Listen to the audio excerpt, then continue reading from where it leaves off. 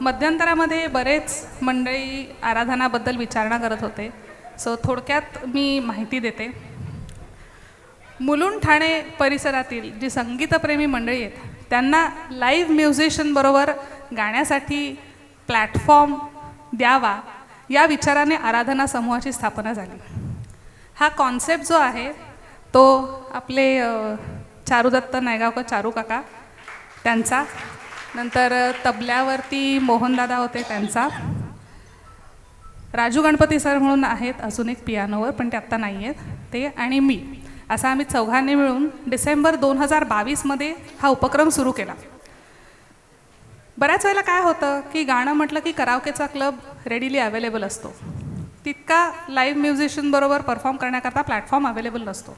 त्यासाठी आम्ही सगळ्यांनी असा विचार केला की असा एक आपण असा ग्रुप म्हणण्यापेक्षा मी म्हणेन फॅमिलीच आमची आता अशी झालेली आहे की दर महिन्याला आम्ही जमतो आणि विविध थीम असतात, जसं की पसंद अपनी अपनी, गुलजार का गुलदस्ता, कपूर क्वीन्स, कुमार्स ऑफ बॉलीवूड, बारिश की एक शाम, लता आशा के नाम, देवानंद के सदाबहार गीत, या अशा अनेक थीमवरती आम्ही कार्यक्रम केले, यशस्वी कार्यक्रम केले.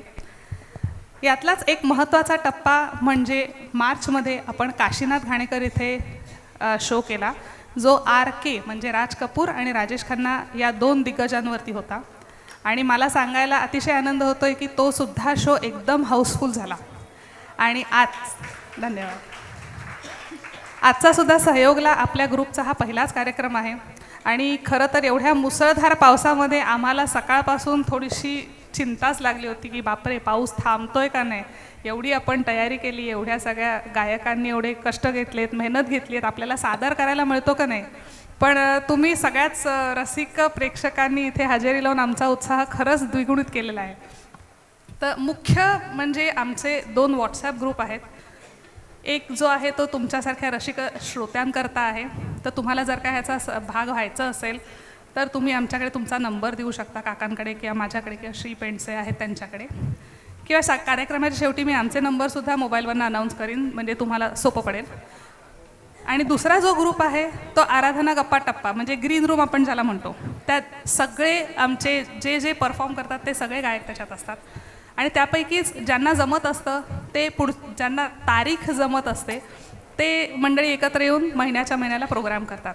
आमचे हे प्रोग्राम युजली कुवेगा स्टुडिओमध्ये होतात, जो कोठारी कंपाऊंडला आहे. आणि हे असे 3 महिन्यातून एकदा असा मोठा प्रोग्राम, कधी काशीनाथला कधी सहयोगला, असा आम्ही करतो. तर मंडळी, आज ही थोडक्यात माहिती झाली. आपण व्हॉट्सॲपवरती किंवा कुठल्या ना कुठल्या कारणाने संपर्कात येऊ, तुम्हाला अजूनही डिटेल माहिती मी ह्याच्याबद्दल देईनच. आता आपण पुढच्या कार्यक्रमाकडे वळूया. मुख्य आज अजून एक गोष्ट मला आवर्जून करावीशी वाटते.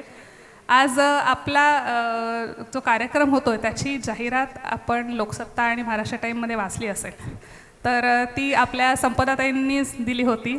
मला त्यांना मनापासून धन्यवाद द्यायला आवडतील, कारण त्या खरोखर अतिशय व्यस्त अशा दिनक्रमातून आज इथे आलेल्या आहेत. म्हणजे मला माहिती आहे त्या VT साईडला होत्या, 5 वाजता घरी आल्यात आणि तिकडनं धावपळ 5:15 ते इथे त्यांनी आल्यात, म्हणजे एकही गाणं त्यांचं मिस झालेलं नाही आहे. तर अशा ठाणे गौरव आपल्या संपदाताई ज्या लाडक्या आहेत त्यांना मी स्टेजवर याचं आमंत्रण देते. काका, त्यांना श्रीफळ, शाल आणि पुष्पगुच्छ देऊन आपण त्यांचा छोटासा एक सत्कार करूया आराधना परिवारातर्फे. संपदाताई प्लीज या वरती.